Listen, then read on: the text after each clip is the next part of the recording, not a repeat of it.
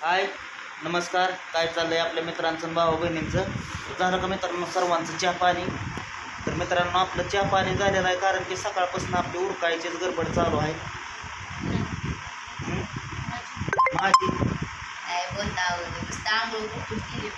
मग आता आंघोळ केली पाणी भरलं, मग तीच गडबडच झाली भाऊ बहिणीनं. पाठं पाणी सुटलं होतं 5 वाजता. 5 वाजता पाणी सुटल्यावर मग समजा पाणी भरलं मित्रांनो. पाणी भरून मग पिंकीनं भांडी परत त्याला कपडे धुवून टाकले, कारण की मित्रांनो आपल्याला जायचं आहे ना तिकडं श्रीगोंद्याला. कारण की काल दाजेचा आपले ॲक्सिडेंट झाला आहे म्हणल्यानंतर तिकडं जायचं आहे. कारण की भरपूर त्यांना पण लागलेला आहे, म्हणजे तोंडाला लागलं आहे, डोक्याला लागलं आहे, म्हणजे तोंडाचं तर चेहऱ्याला भरपूर लागलेलं आहे. तर त्याच्यामुळं चाललंय त्यांना दाजींना म्हणलं खीर घेऊन जावावी, कारण की खीर खाता येत, कारण की भाकरी खाता येणार नाही म्हणल्यानंतर खीर खाया येत म्हणून ते पण आणले होतं दुधाचं पुढं. परत त्याला काजू बदाम इलायची चाललंय पिंकीच्यावर काय तर मायरोनं केले आंघोळ. मायरोला अजून कपडे घालायचे ते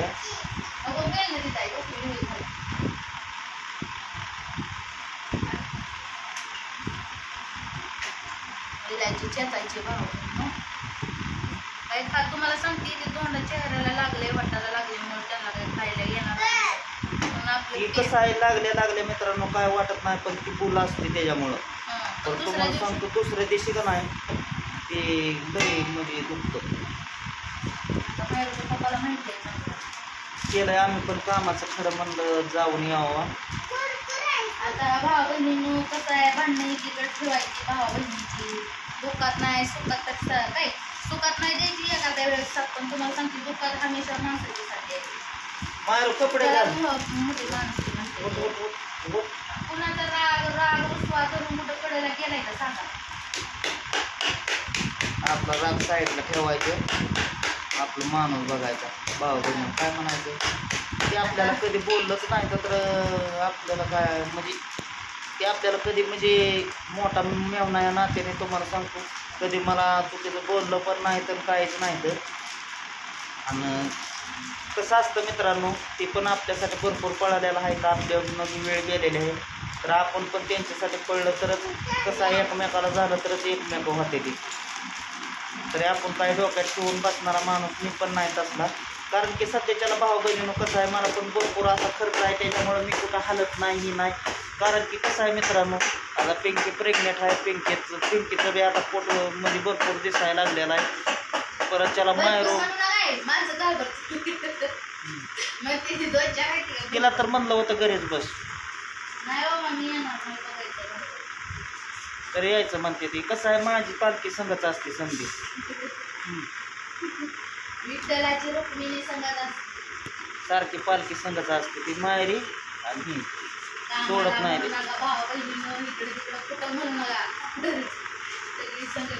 मग काय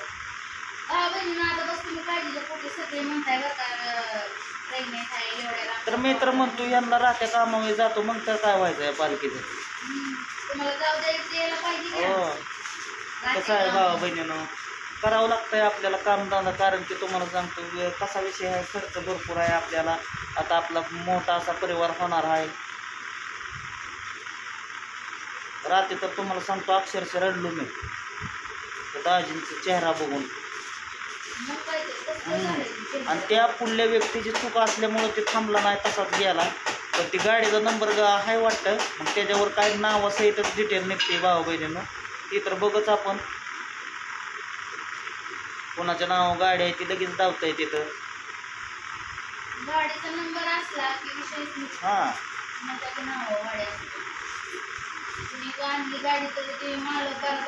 किती 2 जण होते वाटतं ते दाजी 2 होते ना. एका जणाला पडल्याच वाटतं वीस काय टाक मला फोन रात्री सांगत होत्या. होय पाहुण्याला बी आपल्याला बघा मित्रांनो म्हणजे कसं आहे मी प्रत्येक वेळेस जे सुचवत असतो तर मग कसं वाटतं माणसाला माझं चुकीचं वाटतं, पण अक्षरशः तुम्हाला मी खोटं सांगत नाही. वाहन एवढं सोपं नाही आपण जेवढं म्हणून की वाहन सोपं आहे तेवढं वाहन सोपं नाही. कारण की ज्याच्यावरनं वेळ जाते त्याला समजते की बाबा वेदना किती आहे त्या. कारण की माझा पण एक ठिकाण झालता मित्रांनो त्यावेळेस माझं लग्न बिग्न काय नव्हतं, त्यावेळेस माझा ऑक्सिजन झालता. त्यावेळेस मित्रांनो माझी गाडी घसरून पडली होती. मी साईडला पडून गाडी घसरून जाऊन दुसऱ्याला म्हणजे असं दुसरं त्या गाडीला ठसवून पडलं होतं. त्यामुळे भाऊ बहिणीनं कसं आहे, वाहन मी प्रत्येक वेळेस सूचना करतो की बाबा वाहन आपलं आहे. आता तुम्हाला सांगतो, ती जी व्यक्ती आहे दाजीला धडकावलेली, ती गाडी नेमकी त्याची आहे का दुसऱ्याची आहे ती कोणाला निस्तरायचं येणार आहे मला एक गोष्ट सांगा. मालकच स्वतः ती स्वतः त्या गाडीत का इतर कोणाला दुसऱ्याला देती का दुसरा कोण त्या पै पाहुणा होता हे असं बी असू शकतंय, किंवा मित्र पित्र असा मग असं चालतं. मग गाडी नाही दिल्यावर काय म्हणतो मित्र पहिला का आम्ही काय घेईन का नाही. अरे तू घे तुझ्या पद्धतीने घे, तुझी फिरव. मी तर तुम्हाला सांगतो माझं तर वाक्य एकच असतं वाहन द्यायच्या टायमाला, तू येऊन जा, मी काय गाडी देऊ शकत नाही. कसं आहे परत त्याला मला सारावं लागतं. पण कसं आहे पोरखेळ जर करायचं म्हणलं तर पोरखेळ एवढा पण सोपा नाही.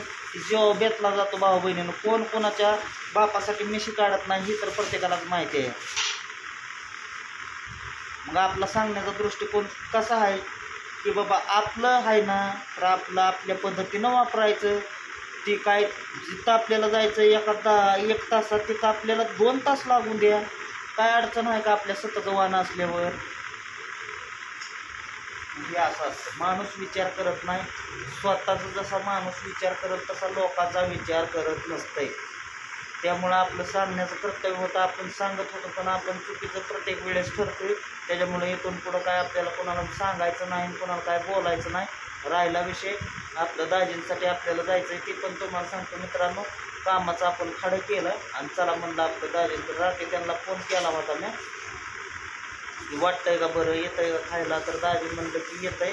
पण कसं असतं मित्रांनो, जेव्हा लागल तेव्हा ती जखम म्हणजे बोल असती दिलेली, जरी टाक पडलेला असतं तरी ती बोल असती लगे तुम्हाला सांगतो मित्रांनो ती दुखत नाही. कारण की ती दुसऱ्या दिवशी त्याची जखम दुखत असते.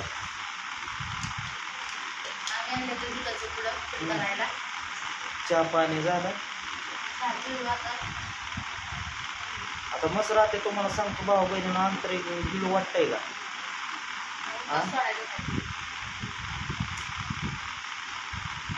तरी उपास सोडला भाऊ बहिणीनं. मी तर नाहीच म्हणत होतो सोडायचा, बोले नाताने म्हणलं कसली वाईट वेळ आणली. कारण की दाजी तर आहे आपली श्रावणी धरत्यात, 1 महिनाभर उपास बघा. कारण की इथं होतं ना आपल्या इथं तेव्हा त्यावेळेस ती महिनाभर चांगलं उपास खिचडी नुसती दररोज खायची. तरी कानावूनच वेळ गेली म्हणावं लागेल मित्रांनो. वाहनाला धडकायचं माणूस पावसा पाण्याचा विचार करत नाही. किंवा तुम्हाला सांगतो जर गाडी जर ती आपली धडकावलेली दाजींची असली तर इथं पाऊस चालू असेल आणि त्या पावसाच्या वायपरनी गाडी तुम्हाला सांगतो ती त्या पुढल्या व्यक्ती असेल फास्ट. कसं आहे माणूस विचार करत नाही पावसा पाण्याचं. मोठी गाडी असली ना त्याला काय घरात बसल्यावर नाही, कारण की आपण पण स्वतः वापरलेल्या म्हणल्यानंतर आपल्याला पण माहिती आहे. पण त्या ड्रायव्हर जे आहे ड्रायव्हर गाडी चालवणाराची चौ बाजूनी नजर पाहिजे. गाडीला आरसं 3 आहेत, एक आत असतो 2 बाहेर असतात, तर त्या 3 आरशासारखी नजर फिरली पाहिजे ड्रायव्हरची, तेव्हा त्याला ड्रायव्हर म्हणायचं. चुकी कोणाकडून होत नाही, सर्वांकडून चुकी होते. पण त्यातून बी आपण जर जपून चालवली तर कधीच चुकी होत नाही. आजपर्यंत तर भाऊ बहिणीनं मोठ्या गाडीचं मी तुम्हाला सांगतो मी अजून टच होऊ दिला नाही कोणाला. कारण की वाहन पण आपण त्या पद्धतीनं चालवतो. गाडी पळवायची तेवढी लिमिटमध्ये आपल्याला कवर पण झाली पाहिजे गाडी. उलट तुम्हाला सांगतो पिंकीची डिलिव्हरी झाली होती त्यावेळेस तर आम्हाला एक येऊन गाडीला आमच्या धडकला होता कॉर्नरला.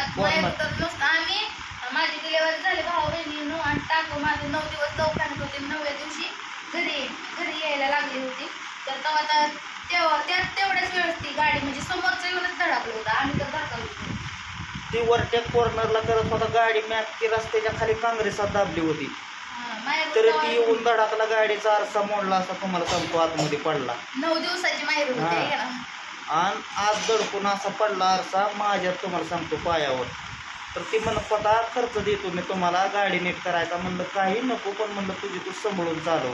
म्हणलं राहू दे मरू दे मी करतो गाडीचा खर्च, पण जर तुला काय कमी जास्त झालं असतं तर म्हणलं सोपं आहे का. काय तर गाड्यांचं गाडी वाटते एवढी भाऊ बहिणीनं नीट चालवली तर नीट आहे, नाही तर सोपं नाही एवढं. तर चला भावा बहिणीनं आपल्याला दाजींसाठी खिरी बनवायची. उशीर आपल्याला पण भरपूर झालेला आहे, 10 वाजलेले आहे त्या. तर चला दुपारपासून उठा उठा घ्या तर सर्वांनी काळजी. भेटू पुढल्या व्हिडिओमध्ये. Bye bye. बाय बाय भावा बहिणी.